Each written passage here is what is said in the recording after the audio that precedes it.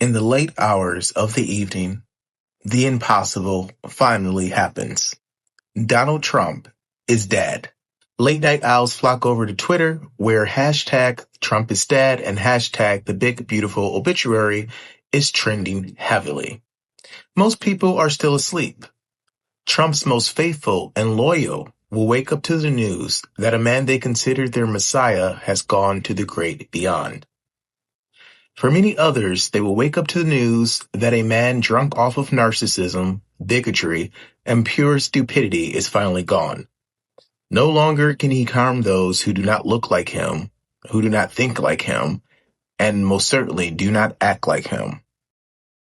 No longer would there be endless absurd posts about how the media is being mean to him or worrying about a comedian's ratings more than he's worried about, his actual job, which is running the country. The news begins to spread like wildfire. Some people call off of work.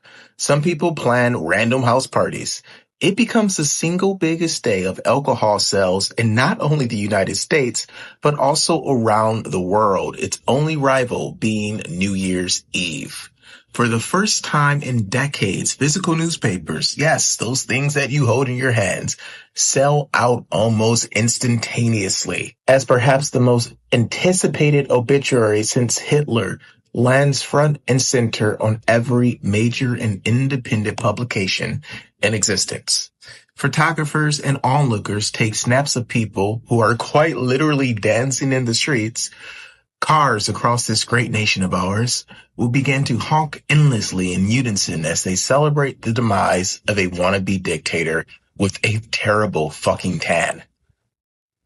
Local bars, including those that rarely ever see any foot traffic, are jam-packed with lines stretching for blocks filled with people eager to get in and have more champagne than any one person should. Babies are made that day and throughout that night. Meanwhile, right-wing influencers post endless streams of the evil left celebrates our beloved president's death, complete with endless comments from people with no profile pic and their account set on private, as well as people furiously replying to bots from the Philippines. In between that will be AI-generated ads profiting from the collective outrage. But for Trump's inner circle, it's a day of genuine sorrow and one of private celebration. Sure, J.D. Vance will publicly say on stage that it was tragic and he's very sad that his former boss is no longer with us. And he'll definitely go on Fox News and do that awkward lip purse thing that he does for whatever reason to seem like it's authenticity. But privately, J.D. Vance couldn't be more delighted that the man whom he once compared to Hitler is finally 6 feet under. Finally, the oldest president to ever take office is out of JD's way. His mentor and his lover, Peter Thiel, is also pleased. The two have endless hours of man-on-man love-making, or as Thiel liked to call it the first 100 times they did it, a rite of passage. J.D. Vance and his oligarch donors no longer have use for their useful idiot. But there is a problem.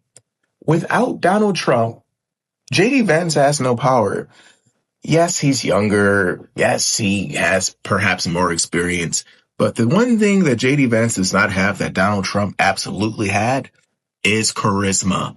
People simply do not like J.D. Vance on either the right or the left. People just don't like the guy. Say what you want about Donald Trump, but the man did have star presence, and he did have a star-like quality.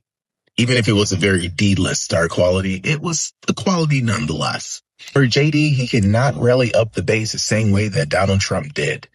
And by this point, the base is now divided. JD Vance also has a Congress problem. Neither party likes him, fears him, or respects him. He's not only challenged by the general public and the media that finally got its spine back, but he also is challenged by the senior Republicans who suddenly remembered that they can say no to the president. Things get even worse when whistleblowers within the White House, who never care for J.D. Vance, leak internal memos and text messages showing that J.D. Vance expressed, along with others in the administration, that he, quote, can't wait until the old guy croaks. This immediately sparks outrage as more and more people within MAGA learn, courtesy of Candace Owens, of the elderly abuse that was going on in the White House during Trump's final days. The hashtag JD You're Fired quickly trends. Despite the pushback from both his own party and the public, JD completes his term, though it becomes the shortest term ever served in American history. He will spend the next several years trying to rebrand himself once again and probably change his name once again and be whoever he needs to be at that given time.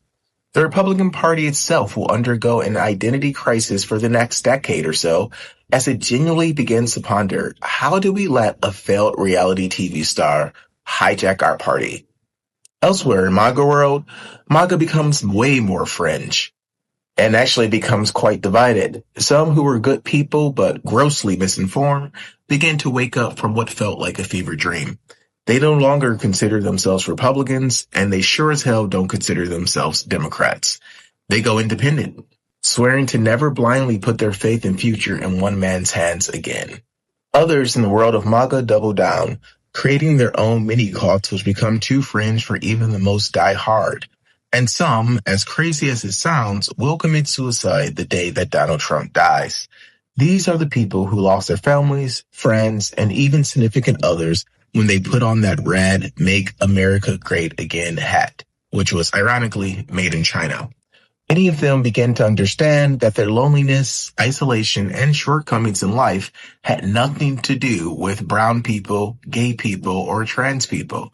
But for a little while, they found a peace in an artificial reality constructed by a man who had been constructing, revising, and rewriting his own reality for decades.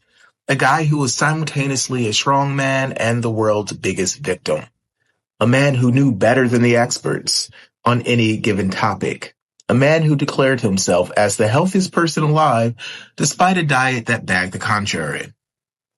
And a man who brilliantly found a way to commodify and repackage America's resentment, bigotry, fear, isolation, and ignorance for $5.99 and your soul.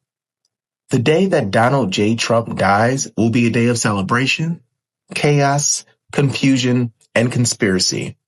And for Donald, a man who is a theater queen and craved the attention his father never gave him, wouldn't have it any other way.